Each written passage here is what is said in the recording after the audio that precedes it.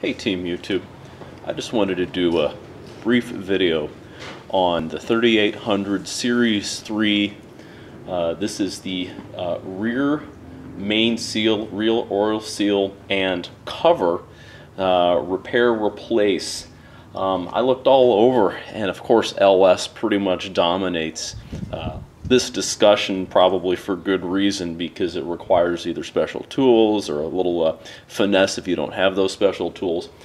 To start with, this rear cover here has no dowel pins, so this is a kind of a point and shoot, line it up, hope you get it right type of deal here. So in just talking about the cover when it comes off, the lip of the seal faces, or the U-shape, the trough faces, here, get a real good shot of that, faces toward the outboard, outside of the engine. And so this is unlike those all metal shell type seals that I've put on, for example, on 3400s. So big difference. But this is kind of like an LS, I've noticed. It has some stops on the back that stop the progress of the seal being pushed in, so I think I'm going to go ahead and replace the seal. This one was obviously, based on all the kind of the crud around it, it was, here, pardon. Sorry, trying to do this one here with the camera on a tripod here. I'm not kind of used to this. This one was definitely leaking and had some junk all over it. So right now I have cleaned this mating surface here for you know, with the Scotch-Brite and brake clean, a little WD-40 kind of until I get it smooth. And of course the brake clean is going to be last to make sure it is a very dry surface waiting for sealing. The Felpro product, which I trust, had good luck with the Felpro stuff, is a BS40708. In the package here, you can see there's a little feature right here.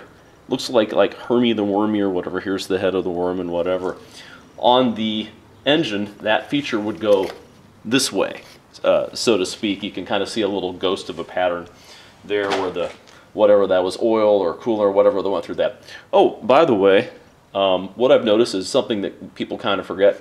You can't do this repair unless you drain the coolant, and even then, just pulling the lower radiator hose ain't going to do it. You got to get the coolant out from below this level right here. So that means probably doing what I did, not necessarily pulling the engine from the vehicle. I pulled it for other reasons. I'm getting a transmission rebuilt. But coolant needs to come out of these passages here. And by the way, when you pull this cover, you literally have a straight shot right down into the oil pan. So videos where I've seen people not pull the oil pan, my first question would be is, how did you do it and not get coolant in your oil pan? And I don't like the risk of that happening. Of course, I've pulled the oil pan and it's going to get cleaned out later. I don't want any glycol or water in my oil. That's usually best practices. So we're going to labor on here. Placing the seals, kind of things you can see on other YouTube videos. I'm going to softly insert it. That's what she said. I saw some people using kind of a soft, like a chisel that's a dull chisel type of tool. I'm going to see what's in the old tool inventory before I start smacking on this thing. By the way, a close inspection of the seal, and it actually says on it, and let's see if I can find it here. It says this, let's see here, this side out. And so that to me means what it says. This is the way it goes. When you look at the motor, that's what you're going to see right there. I am going to use a little bit of engine oil to lubricate this surface, but all of the other surfaces shall remain dry. We'll see what happens. Moving on. Hey Team YouTube. So, now we have a clean cover here, and just a couple of things. I think what I'm going to do is I am going to put in the new seal and then use the old seal to drive it in. I'm sorry, this camera on the tripod thing, I'm having to lift stuff up here. The one thing that I noticed online for guidance, and I had to go to you know, one of those websites, Engine Builder or something like that, where you actually have to read, and the only guidance they have as far as positioning the seal is they say to take a straight edge along the oil pan mating surface, and the cover cannot be more than 0.4 above or below that surface. Now, of course, if you have a gasket or some other material in there that's changing the height of the oil pan from nominal, you might want to take the oil pan off, which is exactly what I did. And I'm going to use a straight edge essentially to just kind of pick it up and snug up the bolts good before I call it done. Also, it seems like many people recommend some RTV in the corners. It couldn't hurt, but based on the fact that literally if oil is right here, it will literally, because this is one of your, this is your rear main cap, it will literally drain right back into the engine. The only leakage you want to have this thing to actually stop, because I don't think it'll really leak out from, you know, from here out toward the car, because your oil pan seal is literally here.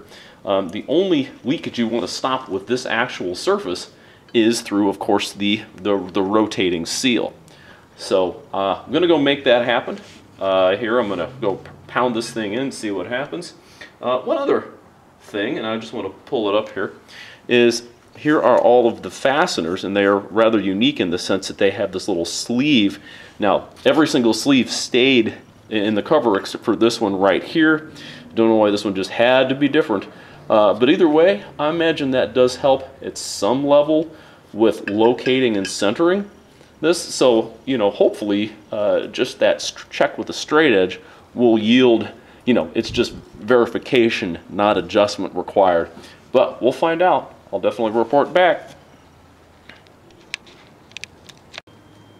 Hey Team YouTube. So putting in that seal was just about the easiest thing I've done all day. And using the discarded seal facing this direction, then putting this on a piece of, you know, cardboard or whatever, lumber, something to help soften the blow, and then just using a rubber mallet. The seal lip here, based on where the machine surface sits and all that sort of stuff, that's in, you know, just about perfect. So pleased as punch with this so far. We'll see what we can do about getting this thing located and all that sort of business. Beware of the RTV monsters coming. Alright, just a little bit of RTV here and here down in the corners. Obviously the oil pan is going to come across. We're going to think about doing some sealing up there also, but that's for another video. Hey Team YouTube, so I have a 4, a 3, and a 2.5 thousandths feeler gauge just kind of at the ready here. I've taken the straight edge and we're just dropping it across the back side of where the oil pan gasket would be. This is surface is clean, and here we go. I'm going to try the 4 thousandths, and it's definitely a no-go. Obviously it's no-go here where I actually have the feeler gauge on.